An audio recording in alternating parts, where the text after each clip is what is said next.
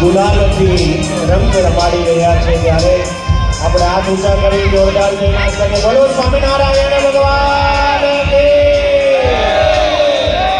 તો બે લાઈનમાં આવી જાવ સી આકારમાં આરતી માટે હજુ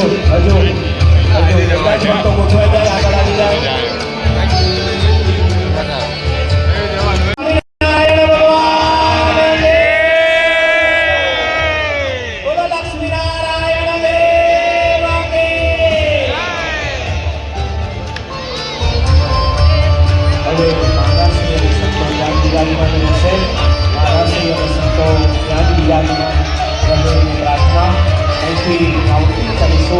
અને ત્યારબાદ એક સાથે બલૂનનો વરસાદ થશે. બલૂનનો વરસાદ અમારા